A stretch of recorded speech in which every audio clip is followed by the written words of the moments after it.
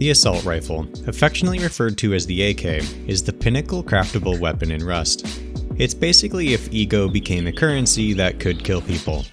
To some, it's insulting to use anything but the AK, and they'll sit on UKN until their teammates tech tree to crafting them. It basically defines the zeitgeist of modern day Rust. But the LR300? It's the younger brother of Rust guns. Embarrassing to die to, and necessarily unfair if you do. Its bullets do less damage than the AK because some of that damage was converted to hit your ego instead. And while you can certainly kill people with it, you have to be willing to live with the judgment you'll get from your victims and your teammates. Or maybe that's just the contempt of condescending chads whose death counts match their excuses made. So let's let some bullets decide on the matter. I pulled in 8 teammates with a collective 40,000 hours to battle it out AK versus LR in a 4v4. Each player got 12 total kits, and the winning team would be the one to depot all of the other team's guns. They were only allowed to use their respective guns, but did switch halfway through to ensure balance. Here's how it went.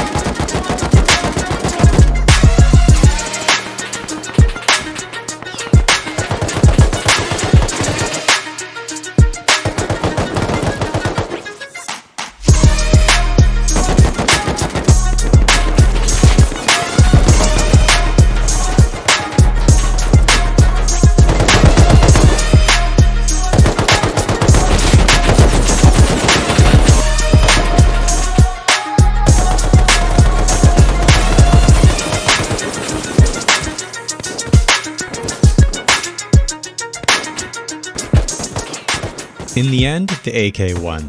The LR team lost both rounds. Almost twice as many LRs were depoted than AKs. The lower damage on the LR was very noticeable. The AK was stronger in face checks. Nah, I can't face shake with this shit. It was more consistent at range. We can't spray that. I missed everything! Yeah, same. And while the silenced 8x LR had its moments, it was quickly abandoned as a strategy that is no longer viable. The 8x now increases recoil, and the silencer no longer increases accuracy. The LR teams were always looking for ways to strategize around the superior firepower of the AK, and while it did work sometimes, it didn't work nearly enough. I was personally surprised by how poorly the LR looked, and feel the recent changes in gunplay left it in a comparatively worse place.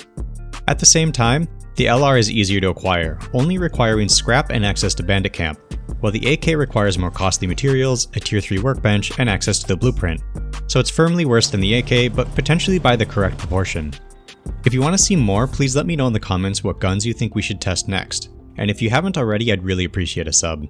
Otherwise, I hope you enjoyed this, and thank you for watching.